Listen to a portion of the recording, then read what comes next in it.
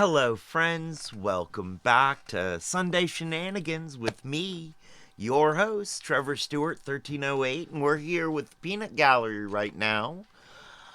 Say hi, Peanut Gallery. Peanut Gallery. We will be joined by the ASOC Prod cat shortly. She is driving and parking. Hi, Just Me Crystal, lurking in the chat. Hi, Chris in the 386, lurking in chat. It is going to take me a little while to give you another shout out there, Chris, because it only wants me to do one shout out every so often.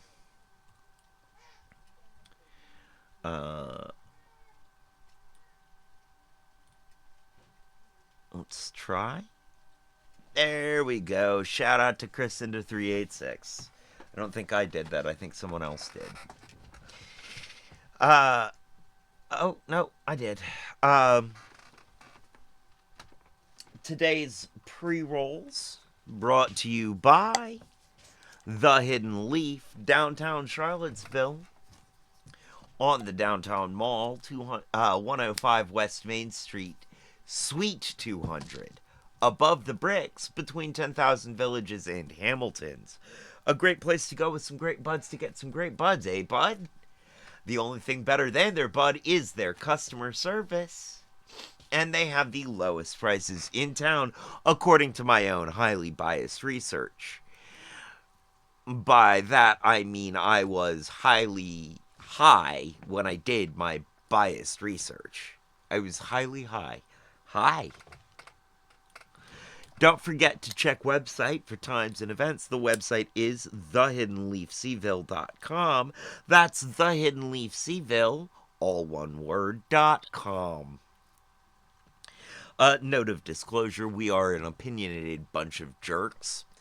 And all of the opinions you hear on this show or on this channel are ours and ours alone. They are also correct. But they are not shared necessarily by our advertisers or people we endorse, such as The Hidden Leaf or Firehouse Organics, Craft Cannabis Farm, or The Kush Gang. All right, with all of that out of the way, hi, Kat. Hello. We are here and ready to play. We are. No, we are is Tuesdays. No, Thursdays. We are is Thursdays. Tuesdays is a 1D10T does stuff. Okay. Yeah. Yes. Let me try and turn your mic up a little there. Turn you up a little there, Kat. No, not that. That? Nope, not that. That. Nope. That. Alright. Say something. Moo. Close enough. Something. Close enough. Alright. Sounds good. Do I sound good? Yep. All right. Let's get this road on the show.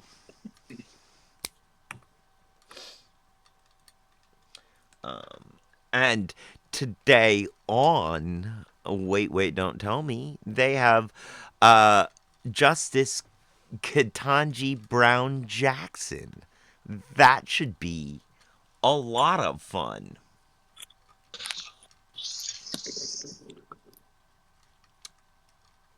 Yes, it is sleeting here somewhat too. Mm-hmm. All right, let's see if you guys can hear this. This message comes from Capital One.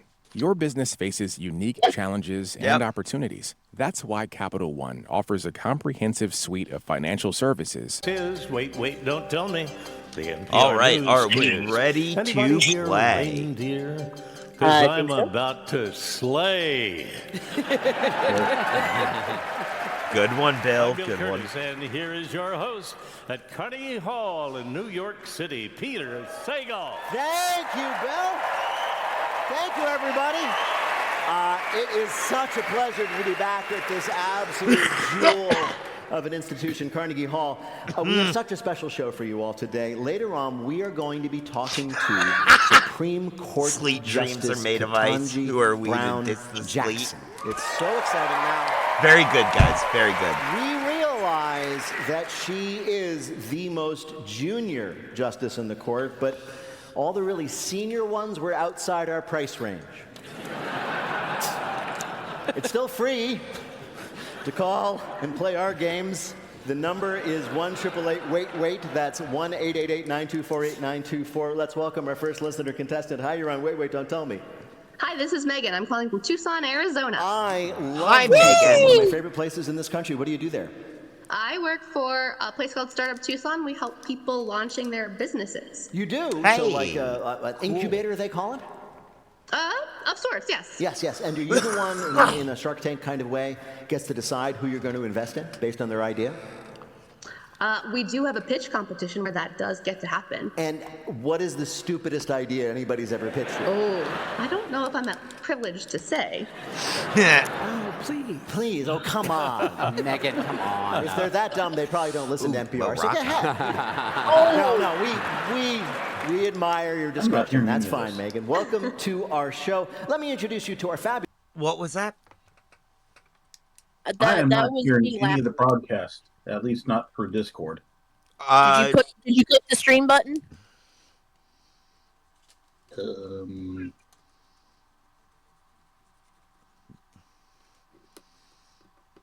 There we go. Okay. Technical difficulties. Hey, it is the last day of class. Of course we're going to have technical difficulties, kids. Me, I have no class. No comments on grounds that you're someone that I kiss.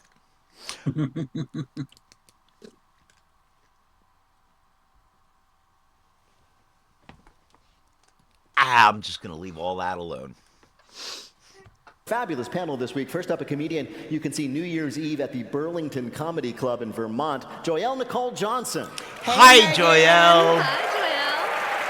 Next, a correspondent for CBS Sunday Morning and co-author of the New York Times best-selling Roctogenarians, Late in Life Debuts, Comebacks and Triumphs. It's our very own Mo Rocca. Hi, Mo Rocca. Hi, Mo. Love Mo Rocca. And finally, a comedian you can see in Glendale, California on February 8th at the Alex Theater. And, of course, you can hear her on the podcast. Nobody listens to Paula Poundstone. It is, I of listen course, to Paula Poundstone. Yes! We love Paula Poundstone. Yes. All right, Megan, you, of course, are going to play Who's Bill this time. Bill Curtis stands at the ready with 3 quotations from the week's news. Your job, of course, correctly identify or explain just 2 of them. Do that, you will win our prize. Any voice from our show you might choose on your voicemail. Are you ready to go? I think so. I hope so, because here is your first quote. He's even hotter with his mask off. That was someone in the New York Times talking about an accused criminal who many people are calling a, quote, folk hero. Oh, Luigi. Luigi. That would be Luigi, who The adjuster. perpetrated a crime in New York City. Yes, he did. Yes. Luigi Wait. Mangione. Yes. Mangione. It's okay. You're applauding for her. She got it right. It really shows you the state of American healthcare, where they catch the guy who murdered an insurance CEO, and the main public reaction is, well, hang on, let's hear him out. Who turned him A in? major news Allegedly. outlet, including NPR, is running pieces debating if Mangione is a villain or a kind of popular hero. Even Senator Elizabeth Warren said, and this is a quote, "Violence is never the answer. But what, Senator? Oh, it's not the answer, but it's a good guess?" Have you guys been caught in a kind of sort of dual consciousness about this terrible crime? Oh, it's no duel. Yeah. Yeah, no. No. I mean, this is, of course, is the problem. It is a terrible crime, a murder in broad daylight. But on the other hand, our healthcare system is terrible. If the guy ever goes to trial, the problem for prosecutors will be finding 12 people for a jury who've never been screwed over by their health insurance company. Right, exactly. Also, it's not a real six-pack. Oh, the body! I I think it's photoshopped. It's not real. Really? It's not real. Oh, Mo no, Rocca. I think it's Mo real. Rocca, are you I an think it's abs real. truther? Do you want me to show you right now? Ooh. Now, of course, as you know, after this week-long manhunt that seemed to occupy the news, he was spotted by a worker at a McDonald's in Pennsylvania, and this is true. Again, reflecting people's mixed feelings about this. People have been flooding that McDonald's with bad reviews on Yelp. Yep. right? Can I say, you really can't complain about health care if you're eating at McDonald's all the time. That's true. He brought on these problems Because there's himself. shots of him with a Happy Meal from earlier. He's like, But really, I mean, again, even given what he is accused of doing, everybody is obsessed with this guy's good looks, including the shirtless photo that I think Mo was referring to a moment ago. The New York Times even ran a headline this week, Luigi Mangione and the danger of a handsome criminal. And it was the first ever New York Times article with a centerfold. Megan, your last quote comes from a contestant on a certain reality TV show. For some, because you love had to might- deal with healthcare. What? Yes, you can complain about the healthcare while eating at McDonald's because that's all you can afford after dealing with the healthcare. Right. This is true. Thank you for the sub, Lockpick. Mwah. Thank you. Much love for you, Lockpick. Thank you for the sub. Sorry. The USA has healthcare? Well, I mean, that's debatable.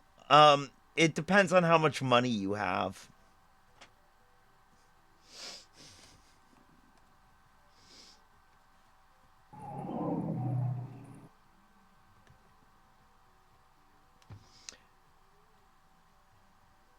Lockpick says, I thought it was stealth care because it's nowhere to be seen in most people's lives.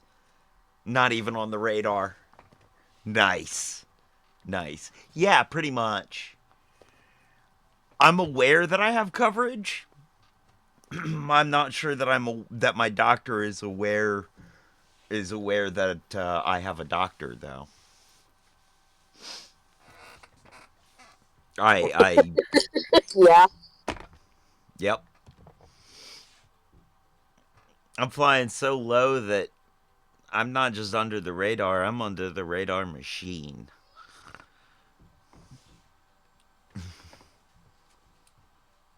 Fly too low, you'll be under the hill. Mm-hmm. Yep. When I wake up tomorrow, I better be under 6 feet or 6 feet under.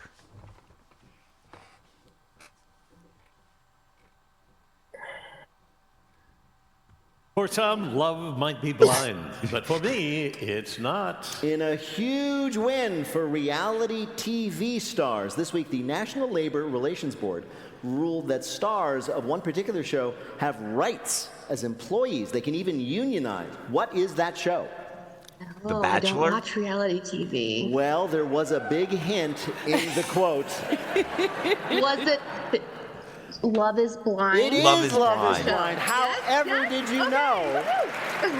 The you National know Labor what I'm told Relations that? Board issued a ruling this week saying the contestants on Netflix's What was that?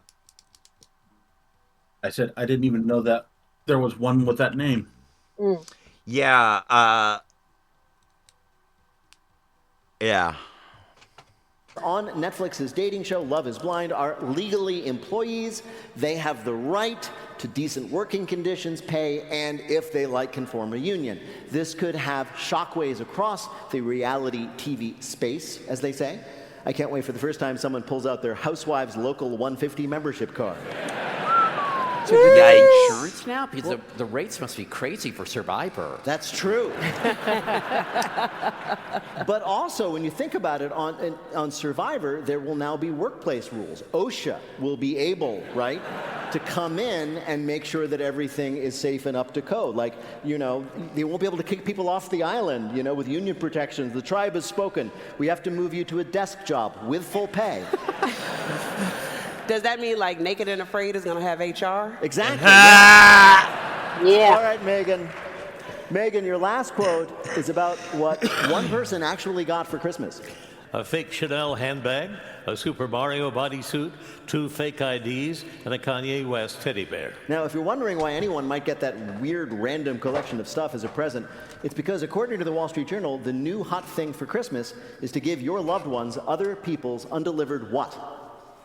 Amazon package. Amazon packages. Amazon packages. Close enough. They're unclaimed mail. Very good. They're packages. Companies like Fun Delivered are making unclaimed mail the hottest gift this season. Nothing says I love you like somebody else didn't want this. So for about $100, Fun Delivered will send you a bunch of unopened packages to give away, right? These packages have been abandoned by their recipient and not returned to the sender, right? You don't know what you're going to get because neither do they. The unclaimed packages can be anything from valuables to negligees to fake IDs to, whose grandpa's ashes are these? I think I'm gonna do this for my stepfather because he's impossible to get gifts for. That's the great thing about this idea. Yeah. It's for when you can't think of what somebody might want, you get something that you don't know what it is. Yeah. He's also a jerk, but he he loves being a jerk. And one year I got him Omaha Steaks, like a package from Omaha Steaks, and he was like, "Don't ever do that again. You don't know how to pick meat." And I was like, "I didn't pick the meat. Like it was." Like you didn't go to the stockyard and say that cow looks tasty. What are you talking about? So now he's Yeah, giving real life Budweiser. loot boxes. If you out there are excited by this gift idea, act quickly. There's a holiday special at 10% discount on packages that are leaking. Omaha Steaks. Omaha Steaks. Bill, how did Megan do in our quiz? Megan pitched us 3 pitches, and she won. Congratulations, Megan. Thank you so much for playing. Thanks for having me.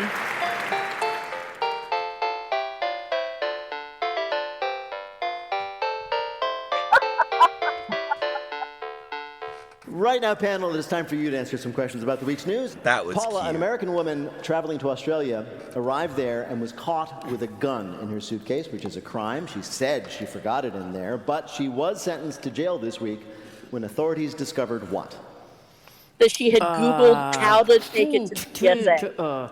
When authorities discovered. I'm going with you, Kat. Well, let me try to steer you in the right direction. You know these days that if you're Because she had a note Your on own her research? that said, "Don't forget you have that gun in your that bag." is Yes, so yes, close, yes. I will give you the right answer.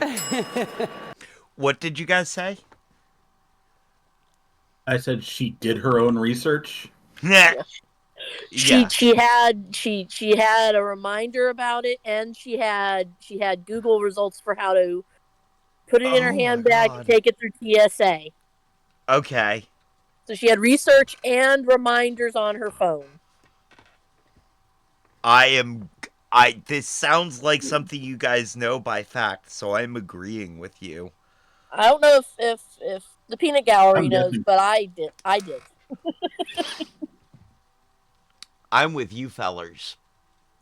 The right answer. She had set up a Google Calendar alert for that day. Why? That said, put Why? gun in suitcase. Yeah.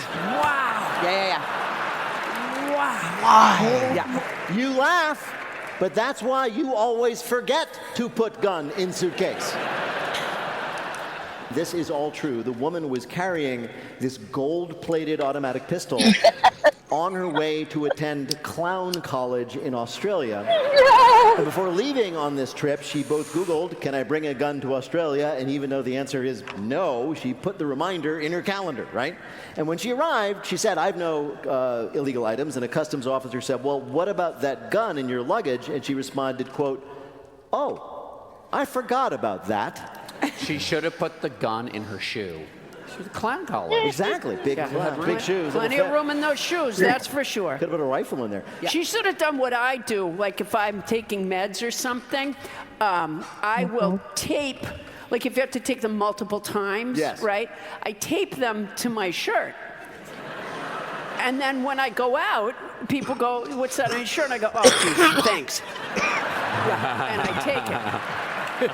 So you walk around with your medications, Yeah. scotch taped to your shirt. Yeah, the individual pills, not Right, big obviously. bottles. And you You have the little pills on you? Yeah, like, I take put the there? pills on me. And yeah. you wait for someone to notice them. Well, if they notice too early, I won't take it. Oh my God! What? Okay, Paula. Okay. I guess in my case, I just put it in my beer. Coming up, we Right. go down to the river in our Bluff the Listener game called 1-888 Wait Wait to Play. We'll be back in a minute with more of Wait Wait Don't Tell Me from NPR. Welcome in, Crystal. I hope church was wonderful for you. Hey, it's Peter Sagal. Before we get back to the show, we want to say a big thank you to I our have- listeners. I- It's because of you that we I- get to bring on yeah. famous people, Kristen of NPR, Discount, and all ordinary. Following message supply. Rocca and Joelle Nicole Johnson. And here again is your host, Carnegie Hall, Good. New I'm York glad it City, was, Peter Crystal. I'm glad it was. Sagal. Thank you, Bill. Right now, it is time for the Wait Wait Don't Tell Me Bluff the Listener game. Call 1-888 Wait Wait to play our game on the air, or check out the pinned post on our Instagram page at WaitWaitNPR. Hi, you are on Wait Wait Don't Tell Me. Hi, this is Claire from Pittsburgh. Oh, we love Pittsburgh. What do you do there in Pittsburgh? I'm an archaeologist and a professor at the University of Pittsburgh. How intensely cool is that? Okay. All right. So I Yeah, it's assume, of pretty course, fun. that you carry a bullwhip and have lots of adventures, right? Of course, every year that's what I do. Once I finish finals, I'm off with my whip. Absolutely. And of course, the students know about the whip, so they're not going to give you lip. Well, welcome to the show, Claire. You have to play our game in which you must try to tell truth from fiction. Bill, what is Claire's topic? Baby, we were born to run. Bruce Springsteen, icon, superstar. The one good thing about New Jersey. What about So Mellencamp? this week, Bruce Springsteen, though, showed up in the news in a surprising way. Our panelists are going to tell you about it. Pick the one who's telling the truth. I don't You'll win think they our remember prize. The him. Wait Waiter of your choice on your. He's not bad. He's just not Bruce Springsteen. I mean, when you've got two different singers and one is way more. No, I know. Thing is I like them both. Yeah. Honestly, I like a lot of Mellencamp songs more than I like Springsteen's. Yeah. Because he actually sings. And there are a couple of Mellencamp songs that are higher on my list than any of Springsteen's. Yeah.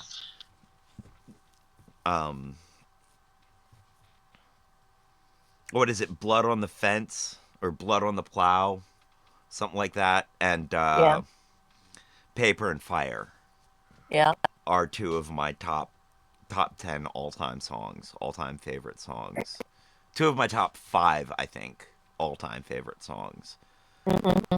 Whereas, The Boss comes in at just around number 10, number 9 and 10 with a couple of his songs. And I can't even think of which ones off the top of my head. Dancing in the Dark. Yeah. Is a favorite. His version of War is really good. Mm-hmm.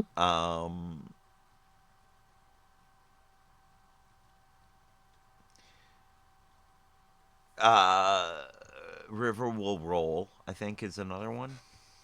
Mm-hmm. That sounds about right. speaks to me. But then, like, a lot of them almost speak to me, but then don't quite. Yeah. They're really close to being, like, really right, but they're just not quite. Mm-hmm. And it's, so I like his music a lot, but whereas those two Mellencamp songs just speak to me, solidly say something to me that just sticks with me forever and ever and ever. Like an ad break. Yep, like an ad break.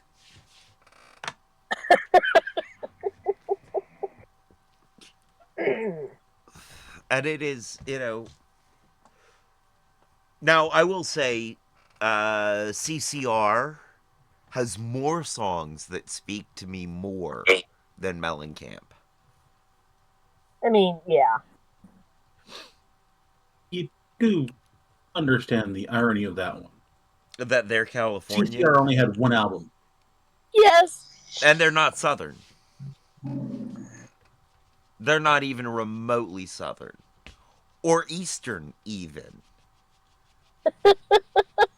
They're not even remotely East Coast. Same with the Grateful Dead, by the way. Not Southern, not Eastern. True, but fun to listen to. Yep. And we're back from ad break.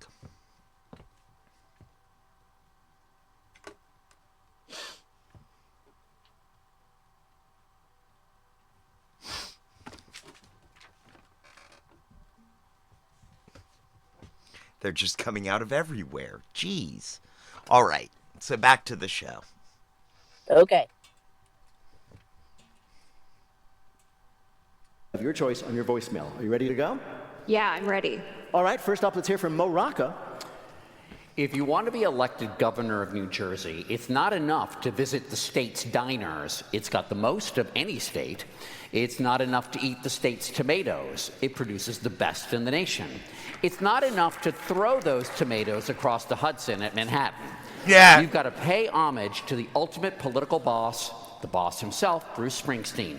And so Democrat Josh Gottheimer proudly posted his Spotify Wrapped list of his top songs for the year, all from Bruce: Thunder Road, Badlands, Rosalita. But now that Spotify Wrapped list is part of his own political rap sheet, since it turns out he totally faked it. That's right. Oh, his pants are on fire. His real list does include the boss, but also Billy Joel. Yikes, the guy who sang New York State of Mind. Oh. But Gottheimer isn't just any politician. When he was called out, he admitted the list was fake and blamed his 2 young children, who shared his Spotify account for skewing the results. A true profile in courage. P.S. His dog's name is Rosalita, but she's actually a Bon Jovi fan. Oh!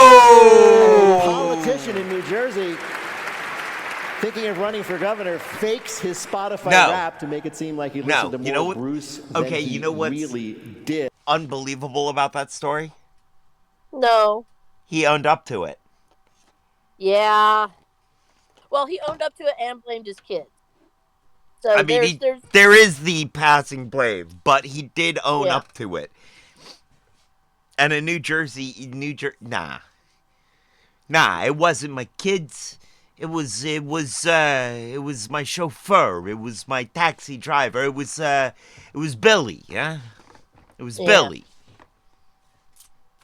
Oh, what's happened to Billy? Nothing you need to worry about. Billy's been taken care of, huh? Right. Who's Billy? Nobody. You don't even need to worry about it. He was never here.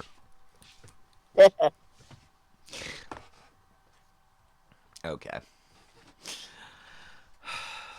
Your next trip down Thunder Road comes from Paula Poundstone. Jiwoo of Jiwoo's Quick Buy Convenience Market in East Orange, New Jersey, loves Bruce Springsteen. Signage among the shelves of groceries and household items have long borne tributes to the boss. A dusty, "Hey baby, I'm about starving tonight" sign hangs over the hostess snack cake display. An "Oh, I'm on fire" sign dangles over the Duraflame logs. And there beneath the "Oh baby, this town rips the bones from your back" sign are the first aid supplies. The shop's nachos are sold as chips with boss sauce, and Jiwoo proudly displays a picture of the boss himself enjoying a plateful.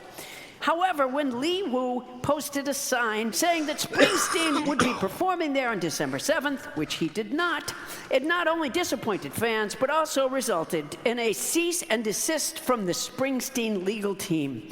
We knew the nacho picture was photoshopped, and that was fine, but this was just a bridge too far, says Springsteen lawyer Carolyn Bump. Jiwoo framed the cease and desist later, and fans enjoy visiting the store to see it. A convenience store owner in New Jersey gets a little carried away with his Springsteen fandom and ends up getting a smackdown from the boss's lawyer. Your last Springsteen spiel comes from Joelle Nicole Johnson. It's cinema at its finest, said the boss about the boss. Many consider Bruce Springsteen to be a genius who can do no wrong. So why is his favorite movie The Boss, a 2015 comedy flop starring Melissa McCarthy? It's the best movie ever made, he explained in his memoir. He calls it the Nebraska of movies. Just a reminder, Nebraska is a sparse and moody Springsteen album critics often consider as his best work. Meanwhile, The Boss is a movie critics describes as hotel TV. But public disinterest and critical disdain be damned, Springsteen demands a sequel. So this week he announced he is writing, directing, and producing The Boss 2, Double the Boss. I finally have something that will rise to the perfect standard I set with Born in the USA. It's The Boss 2. Oh. All right, here are your choices. Bruce Springsteen, no stranger to the news, found himself in it for an unusual reason. Was it from Mo Rocca, a gubernatorial candidate perhaps in New Jersey, faked his Spotify rap to make it sound like he listened to more Bruce than apparently he really did? From Paula Poundstone, a convenience store owner who just got a little too carried away and got into legal trouble with his Bruce fandom? Or Bruce Springsteen himself announces he is going to write, produce, and star in The Boss 2. Which of these is the real story of Springsteen? Okay. Convenience store. You're going convenience store? I'm sticking with the politician.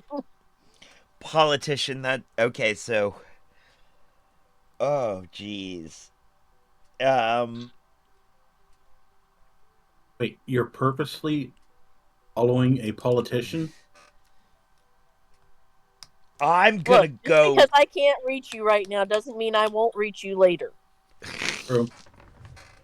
Doesn't mean I'm going to not say it.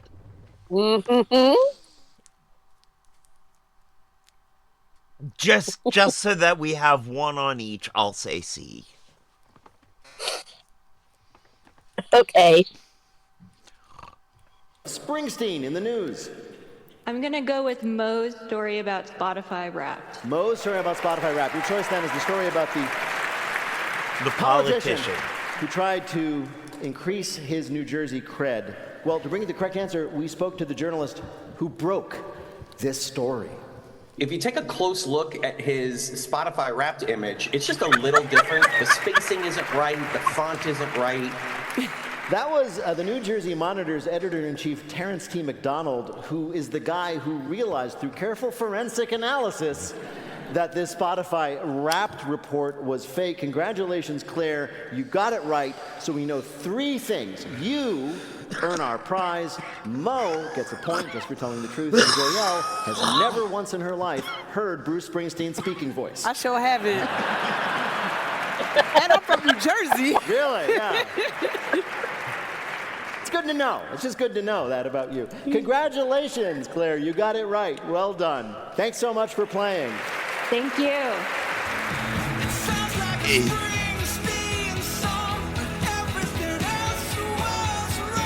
Isn't Bruce Springsteen's voice sound something like And now the game where we ask important people about unimportant things. It's called Not My Job. Ketanji Brown Jackson was sworn in as an Associate Justice that's what I've heard on his June voice 30th, sound like. 2022, becoming not just the first. Yes. I note that they're responding as if they just heard the news. So Randy, you should have been more public about it. Anyway, she became on that day not just the first black woman on our highest court, but also the first former public defender in that role. Justice Jackson, welcome to Wait, Don't Tell Me. Oh, I'm delighted to be here. We are so delighted to have you. Although we have to be honest, as much as we'd like to think that this were the case, you are not in New York City simply to be with us. You are going to be on Broadway this weekend. I am, indeed. Wow. How is that going to happen? How does that work? Well, you know, I got a call, and someone said, we heard that this was your lifelong dream, and it is. To be a Broadway performer. To be a Broadway performer and a justice. I had both of those. Really? Yes. I told the Harvard admissions people that I needed to go there because I wanted to be the first black female Supreme Court justice to appear on a Broadway stage. What a prophecy. Wow. And I can just imagine the admissions officer going, she's a lunatic, but kind of fun. Let's let her in, see what happens. Right?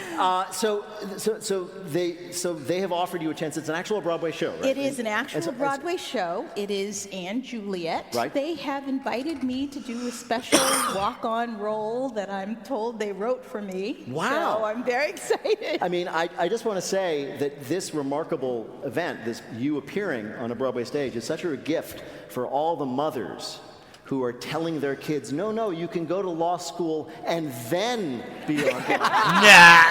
Nah. And they can point at you and say, it worked. See, it worked. All you have to do is get in the Supreme Court. You can have any part they want.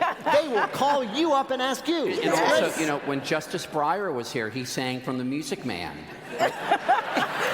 It's kind of a tradition within the court. A very high bar. You know, speaking of traditions within the court, I heard that it's a tradition that the junior justice also has to take care of the meals in the cafeteria for the other justices? Yes. Yes. Justice Breyer again told us he did not enjoy that. You know, I actually like it. What does it entail? Yeah, what do you have to do? Well, we changed some of the services that were available to the justices and the staff during my tenure, so I feel very proud of it. Oh, well, hold on. Give us an example. Yeah, I know. I mean, you can't talk about cases and controversies. Tell us about entrees. Right? Well, I'm we invested. didn't have online ordering before. Oh. And in my former court, you had an app on your phone and you could send down for a sandwich and then go pick it up and not have to wait in the big public line. And when I got to the Supreme Court, I was like, this is outrageous. You can't. Yes. You have to stand in a line to get a sandwich. I don't know. I so hate apps that as much as I admire and love you, I cannot support that idea. Oh my God, Paula's reading your dissent from the bench. Yes. Oh, I love you, Paula. Oh my God, I love Paula. So, much. and you, Justice Jackson, went to college with Mo Rocca right here. Is that right? I did. Right. Mo And I you were there were together. a theater person. Yes. Right? Mo and I knew each other in college, which was fantastic. And we were thank you, in a anonymous gifter, terrific, for I mean, giving. I'm telling you, a terrific production. A terrific production. Of Little Shop of Horrors. That is correct. And it was so much fun. It was fantastic. And you were great. You were great. I was really good. Okay. But it was my birthright as a nerd to play Seymour. It's the pinnacle of every theater person's dream to perform with Mo Rocca, but you also... Didn't you also get to perform in some way with Matt Damon when he was a student there? Well, we were in a class together, a drama class, and Matt Damon at that time, and Mo might know this, I don't know, but he was kind of well known on campus and in the local community because he had already started doing community theater. Right. And so we took a drama class, and the teacher paired us up for a You and scene. Matt Damon. Me and Matt Damon, and it was kind of exciting because I thought, oh, this guy's going to go on and be a real actor. Okay, I'm sorry, I'm feeling insecure right now. I feel like I'm getting already eclipsed. Mo, you were fantastic in The Martian, Mo. You were Fantastic. great. So anyway, about Matt, so you were paired Matt with... Damon, Matt Damon, Matt Damon.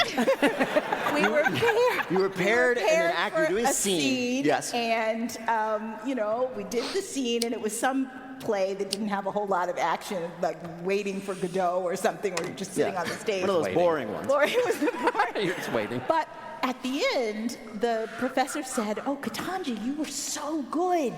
Matt, we'll talk. No. Oh, no. I was like, oh, my goodness. So excited. That is hysterical.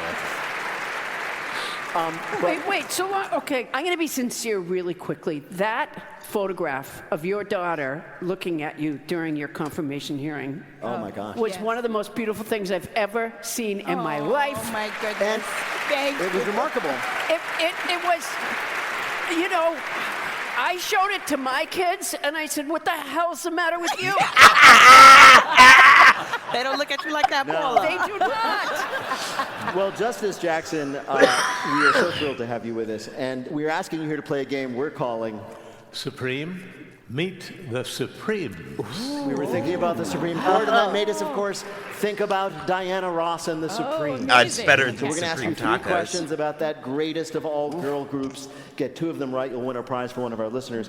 Bill, who is Justice Jackson playing for? Kurt Guys ready Gallagher for of this? Suffern, New York. All right. You ready to do this? I'm ready. Now, again, having read your book and seen you in action, I'm guessing that you are the kind of person who takes this seriously, even if you know you shouldn't. Oh, probably. Yeah. Yes. Yeah. All right. Your first question. The Supremes had 12 #1 hits, like famous ones, Stop and The Name of Love, but some of their early singles did not find much success, like which of these? A, a song about a lonely fox during a snowy winter. B, a song about how the singer's boyfriend eats too much popcorn. Or C, a song called Go in the Name of Love. Oh, my goodness. Well, I'm going to eliminate B? C, I think. Right. Yeah, I'm going with B. I'm going to say Fox in the Snowy Winter. You're going to say Fox in the Snowy Winter? No, I'm not going to say that. I'm going to say popcorn. Popcorn. I'm going to go. She does think on her feet. She does. Come on, context clue. You are quick. Yes, you sense my skepticism and you got it correct. The song was called Buttered Popcorn, came out of the Motown Music Factory there in Detroit, and Motown stopped promoting it after someone told them that the lyric, "He likes it greasy and sticky," could be construed to have a double meaning. Oh. Yeah. Yeah. Okay, that was very good. Of course, Morocco Here's your knows next it. question. One day in the 1990s, a stretch limo driver got a call from Diana Ross's manager with a question. What was the question for that stretch limo chauffeur? Was it A, if that driver could look for Miss Ross's heart chakra, which she insists she had left in that car? B, if the driver was available to take Miss Ross on a trip through a car wash, which she loved, and a stretch limo, of course, would make it last longer. Or C, if he could turn up the heat because Miss Ross, who was sitting in the back seat at that very moment, was a little chilly. Great. All right. I'm going with B. You are right again. Oh, none of us got it right. What was it? True story. It was turn up the heat.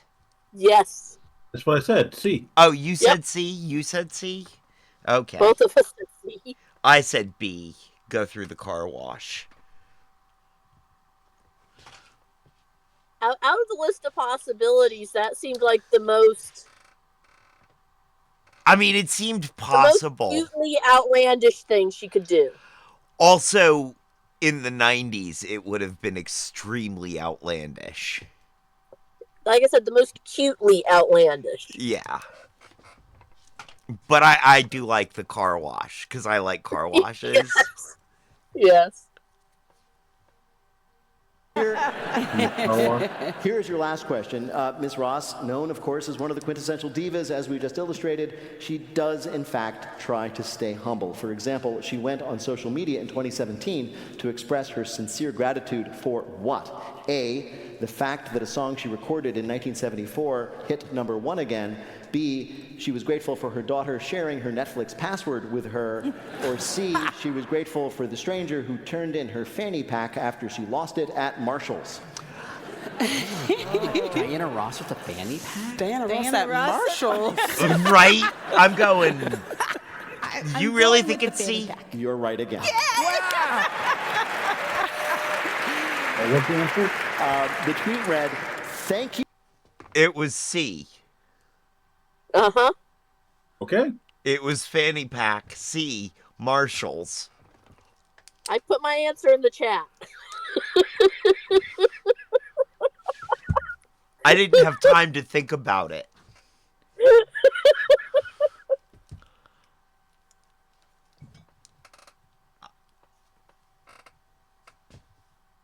I'm gobsmacked. The angel, I lost my fanny pack at the Marshalls on Olympic and someone turned it in. What a blessing. So, Bill, how did Justice Jackson do on our quiz? What a sweet 3 in a row. woman. Perfect.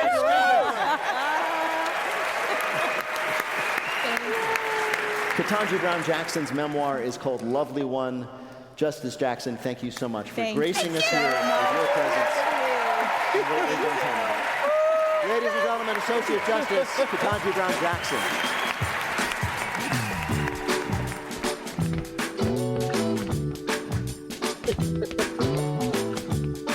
In just a minute, a brand new meaning of runaway bride. That's in our listener limerick challenge. Call 1-888-WAIT-WAIT to join us on the air. We'll be back in a minute with more of Wait, Wait, Don't Tell Me from NPR.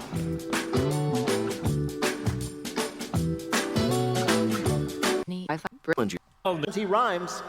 If you'd like to play, our listener. And here again is your host at Carnegie Hall in New York City, Peter Sagal.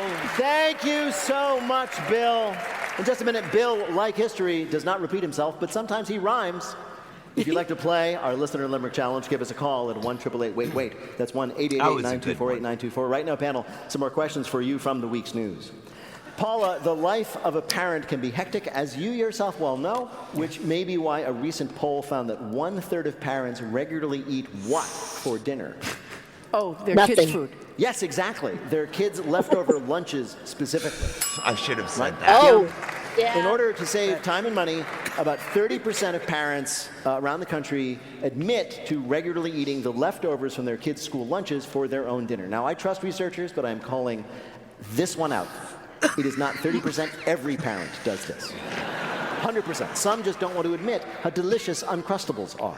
The poll found that most lunches consist of your classic sandwich and chips, and so that's what you get for dinner. But you know that if you will be eating the leftovers, why not, play to that outcome?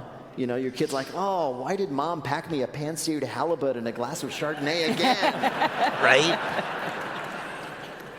My daughter's bus driver came to me one time because she was giving her a pink slip, for bad behavior for something on the bus. But the reason that he was upset is because he went to take a nap on the bus one day. When the kids weren't on, obviously. He went to take a nap. And he laid down in what was my daughter's seat. And he smelled this horrible smell. And she had been taking the fruit that I, put in the Tupperware in her lunchbox and shoving it under the seat. And so there's a horrible, rotten fruit smell. And of course, I was upset because I said I was going to eat that. Yeah. Joelle, new research finds that of all the Christmas songs, Frosty the Snowman is the most what? The most Hated. that people hate. That may well be true, but not according to science. Let me give you a hint. I mean, think about it. You might poke your eyes out on that sharp carrot nose. Dangerous? Dangerous. It's the most dangerous holiday song. Yes, Frosty the Snowman has been deemed the most dangerous Christmas carol. We'd say Danger is Frosty's middle name, but his middle name is The. So researchers in China showed that songs with a high tempo can be distracting to drivers, right? Oh. So an insurance company applied that formula to holiday songs and discovered that the tempo of Frosty the Snowman, which is 172 beats per minute in most popular versions, is a ticket to the danger zone. Whoa, right? 172? Plus, the chorus just fits too perfectly with plow through a school zone. So now that they've warned, that insurance company has warned people about this, then they will deny all claims. Exactly. Right. Okay. And back we are. Yeah. Oh, wow. Joelle, we have AI assistants. Some people have AI companions. Now, phone companies have introduced another kind of artificial. We need to back up just a second here. There's too much in that story going on that we. 172 BPM. Dun, dun, dun, dun, dun, dun. I can see how the chorus would have that speed.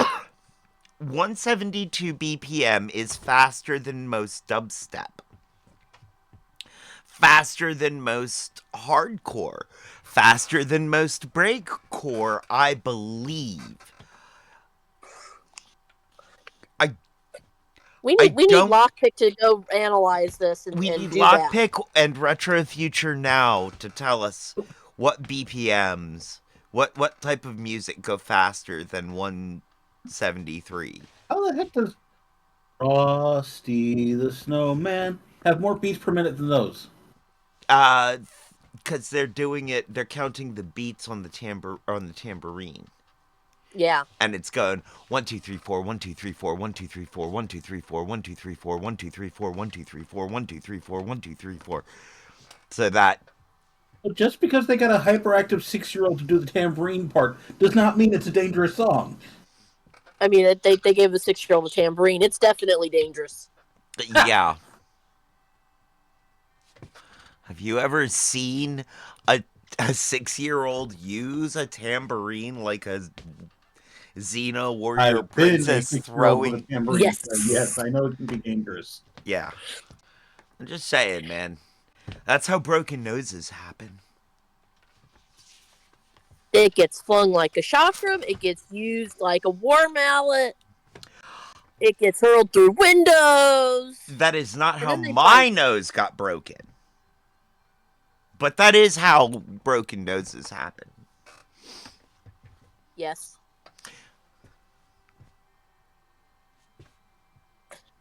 So we have a job for Lockpick and Retro. We need you all to investigate this. What goes faster than 172 BPM?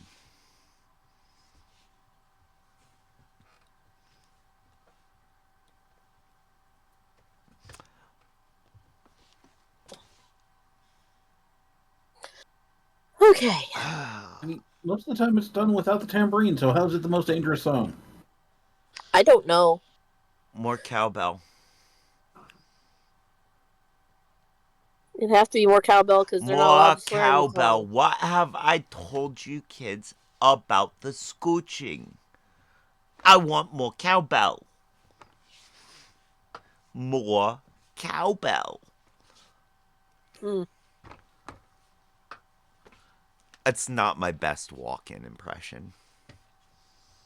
Well, no, Another of course kind not. of artificial person, an AI what? Customer service? Oh, we've got that, and it's terrible. Oh, this it new. is. Oh. I'll give you a hint. It even pinches your cheeks and gives you Werther's original hard candies. AI grandmas? Yep, AI grandmas. So a British phone company called O2 has unveiled their new AI grandma. She's designed specifically to frustrate phone scammers who prey on the elderly. Right? I actually like that. I want this in my Instead life. of taking money from your grandma, they get stuck with her, and she's able to keep them on the line for 40 minutes or more by misunderstanding what they're saying just enough to get them keep trying to explain. It is absolutely spooky how realistic she is. Every 10 minutes, this AI grandma tells you you're so brave for living in New York and taking the subway. She's named Daisy. She loves chit-chat, talking about her kitten. At press time, she has tied up over 1,000 spammers and convinced more than 24 of them to visit her more often. Oh, I like this one. AI terrifies me, but I actually like that. You really like that? You think you'd like an AI grandma? There's irony in the fact that its name is Daisy. What? There's irony in the fact that its name is Daisy. Daisy gonna drive you crazy? Daisy. Yes. Okay. Yep, I'm with you there now. Hal, open the pod bay doors, Hal. I'm sorry, Dave. I cannot do that.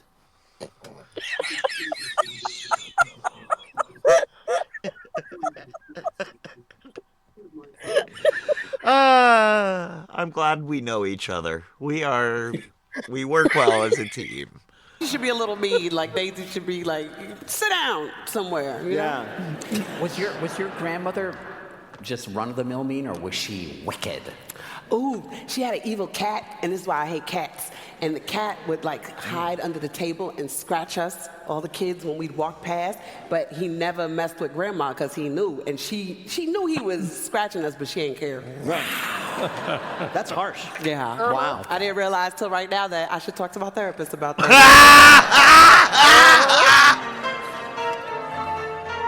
Oh, that's messed up.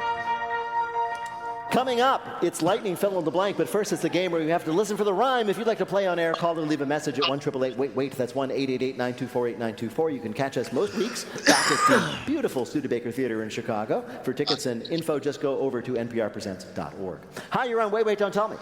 Hi, Peter. My right, name you guys is ready for Erin, this? and I'm calling from Hamburg, New York. Hamburg, New York. I don't know where that is. Hamburg. Where is it exactly?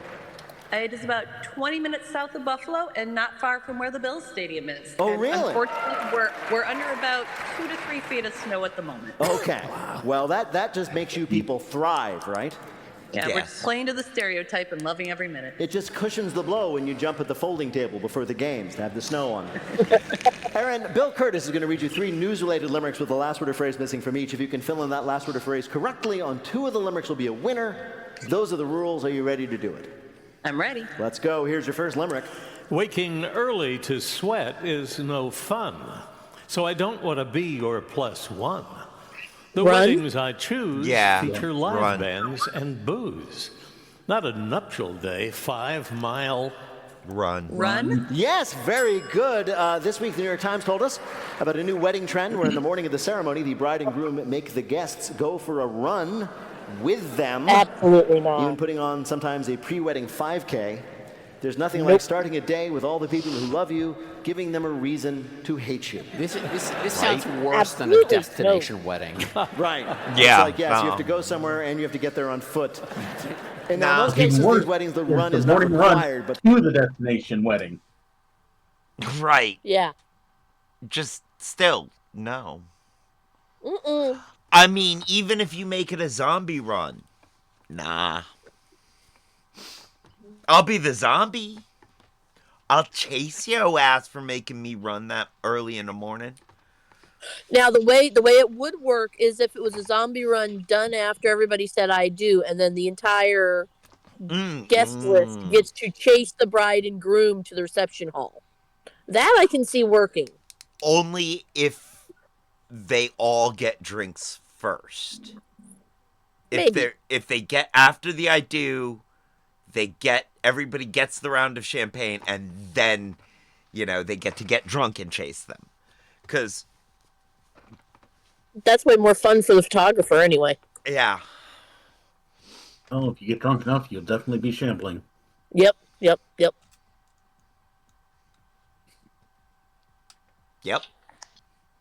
I hate to clean up the venue after that, though. Oh. Ooh, no. Bar yourselves inside the 3.1 miles away. For all the wrong reasons. Sorry. Oh. Okay. We're going back to it. Okay. Away from the church, and it starts now. Would you do this if you were invited to a wedding and there was a group run on the morning of the wedding? Would you go? No, I didn't do any not. of the excursions on the last wedding I went to. I don't like excursions. I would do it if instead of handing out glasses of water, they were giving heavy hors d'oeuvres along the way. Like little. You're running by and you grab like a canapé and you stuff it into your face. Huh? I like that. All right, here is your next limerick. When we plants get too thirsty and dry, we make sounds that are piercing and high. We let out a wail, and the moths all set sail. And they don't lay their eggs when we cry. Right, yes, moths avoid plants if the plants are crying. I said it. What? You said it. I did not say it. You did not say it. And it was cry. Yeah. Okay. Interesting. Are crying. Great. I knew that plants cry made now. noise. Come on, as if we didn't have enough to deal with. So, what does plant crying actually sound like, according to the Times? Plant crying plants, scared quote, off cry a moths. mournful melody, unquote, consisting of ultrasonic clicking. It's not bad. It's why one of the most popular YouTube channels is Plant Dying ASMR. God, remember the Venus flytrap? Yes. I could order one by mail, and I was so excited to get a Venus flytrap. I think it was from Ronco, and I kept catching house flies. Did you really? I really did, and it was kind of great because you put a fly in there, and then it would sort of react. But I just choked that thing. I just kept putting so many. You overfed your Venus flytrap? Yes, I did. And wow, Mo. The last sound I heard was just crying, like, stop it, I can't. That's really interesting that you were feeding flies to your personal Venus flytrap, and yet you are not today a serial killer. I think that's such a sign of your resilience. All right, here's you're sure he's not? Preppy parents are not being cruel. We think Kingsley and Forrest are cool. Those names sound real neat. They shout social elite like they go to an Ivy League school. Cool. Yes, the hottest trend in baby names this year. Did you say it, Peanut Gallery? Yep. Yep, I said it too. All right. Is names that conjure up the image of an Ivy League educated elite. You know, names like Whitaker or Kingsley or Forrest, something that suggests old money and, quote, can commit any crime because dad knows the governor. So that means that if this trend holds, 18 years from now, Harvard and Yale freshmen will be named like Harvard and Yale freshmen. It's frustrating this happened right after we had a child and named him Little University of Phoenix Online Segal. Aw. Bill, how did Erin do in our quiz? How did Erin do? Well, you got to give it to her. All three. She's right. Congratulations. Thanks for Bye-bye. having me and happy holidays to all. Thank you. You too. Well, currently Kat is in the lead by 3.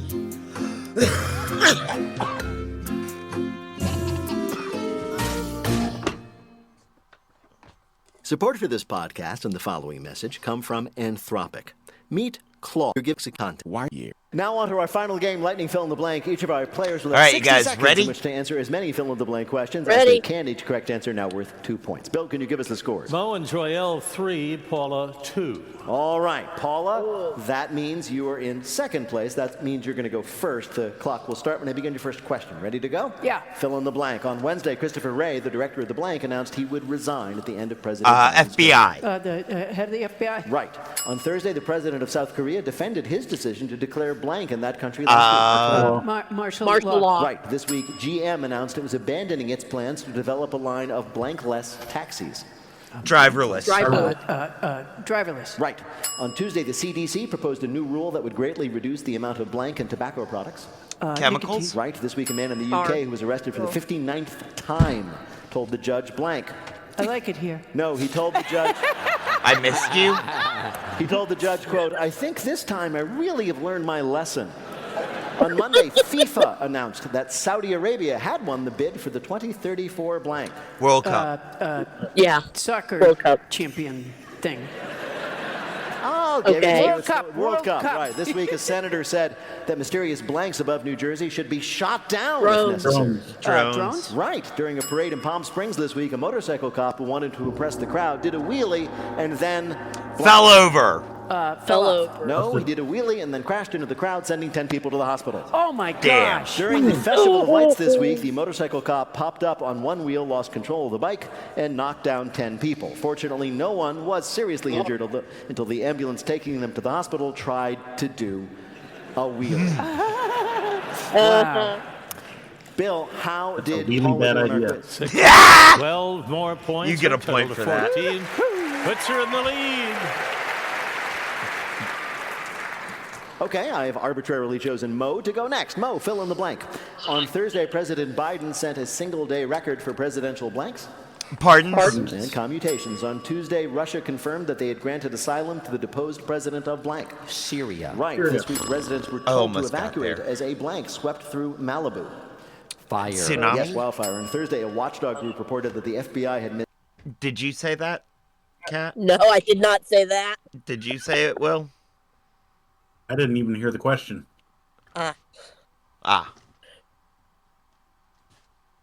Okay.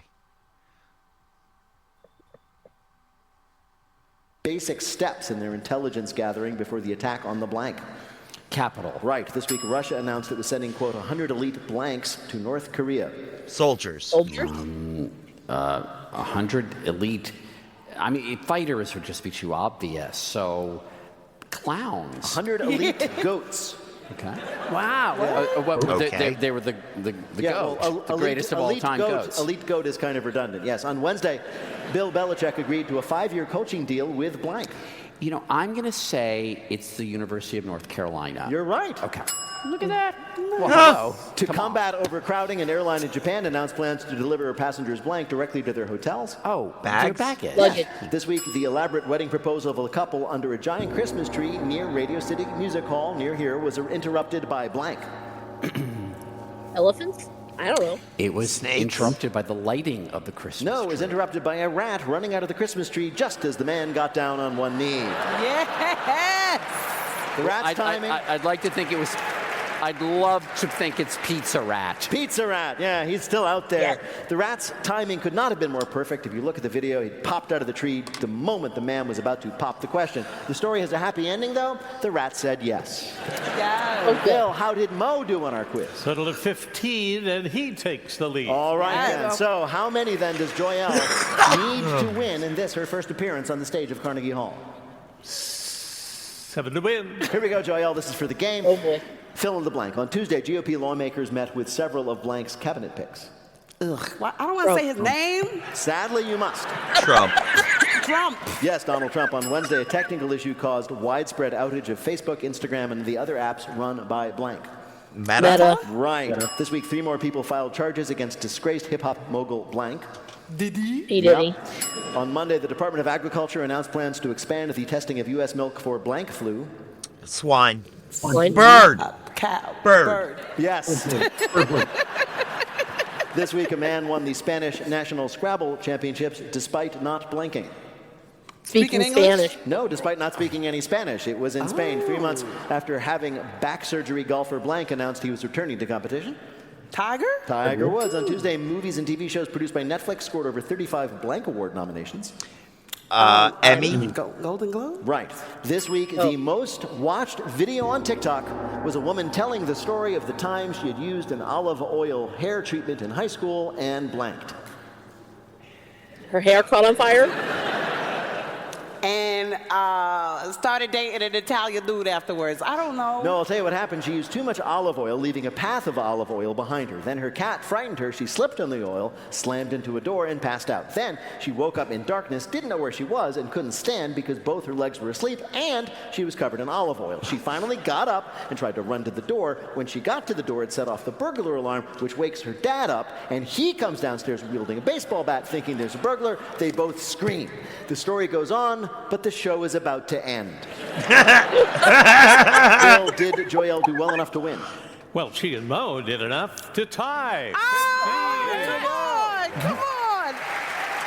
In just a minute, we're going to ask our panelists to predict, after unclaimed mail, what will be the next innovation in gift giving. But first, let me tell you that Wait, Wait, Don't Tell Me is a production of NPR and WBEZ Chicago in association with Urgent Haircut Productions. Doug Berman, Benevolent Overlord. Philip Goodman, our limericks. Our public address announcer is Paul Friedman. Our tour manager is Shayna Donald. BJ Liederman composed our theme. Our program is produced by Jennifer Birthday Mills, Miles Drone Boss, and Lillian King. Special thanks to Blythe Robertson and Monica Hickey. Peter Gwynn is the ghost of Wait, Wait, Future. Emma Choi is our vibe curator. Technical director is Lorna White. Our CFO is Colin Miller. Our production manager is Robert Newhouse. Special thanks to Gary Yeck this week. Our senior producer is Ian Chillag, and the executive producer of Wait, Wait, Don't Tell Me is Mr. Michael Danforth. Now, panel, what's the next big thing in gift giving? Joyelle Nicole Johnson.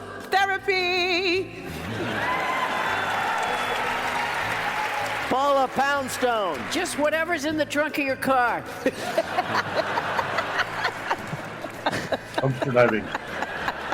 Paula Pound Cakes. Instead of an actual present, just a picture of one. Gift giving. Well, if any of that happens, panel, we're going to ask you about it right here on Wait, Wait, Don't Tell Me. Thank you, Bill Curtis. Thanks also to Paula Poundstone, Joelle Nicole Johnson, Moraka. Thanks to everyone at WNYC, the amazing staff and crew at Carnegie Hall, and our fabulous audience here in this gem of an institution. Thanks to all of you for listening, wherever you might be. I'm Peter Sagal. We'll see you back in Chicago next week.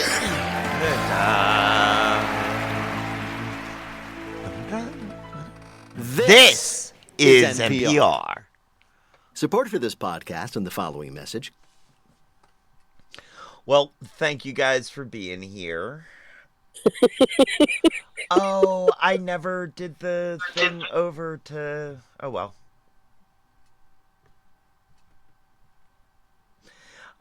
Thank you guys for being here. This has been a delight.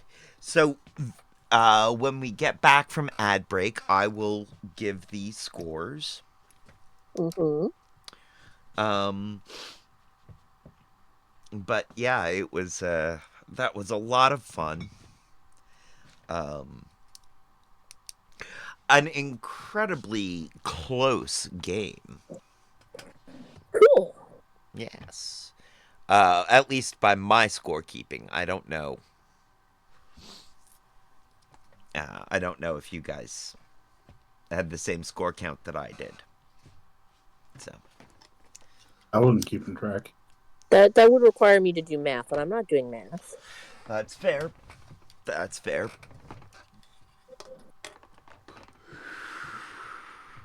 And we'll be back on the air in 10, 9, 8, 7, 6, 3. And we're back from ad. So, the scores are... Peanut Gallery and myself are tied with 27. Woo! And the ASOC Prod pulled ahead with 30. Nice. That is really close. Yeah. A close game. Well, friends, thank you for joining us, guys. Even though I know you were sitting in a car, Kat. Stick around for the raid, everyone. Thank you for being here, Lockpick and Just Me Crystal. Much love to you guys. Love to all you lurkers out there. Mwah. And now is the time on the show. Oh, let's really quickly, just so you guys know, I will be doing a stream on both Solstice and on, New Year's. The Solstice stream will, Lurk Love. The Solstice stream will get posted over to YouTube probably. I don't know about the New Year's stream. We'll see. But and then we will be back the 2nd or 3rd week of January. Yep. Does that sound about good for you two? That does. Works for me. Thank you guys a lot. Have a happy break. Merry Solstice. Happy Christmas. And all of the other things. And I'll talk to you guys soon. And now is the time on the show when I say, as they say around here, 2 up, 2 down. VA, double deuces. We're out, y'all. See you next year.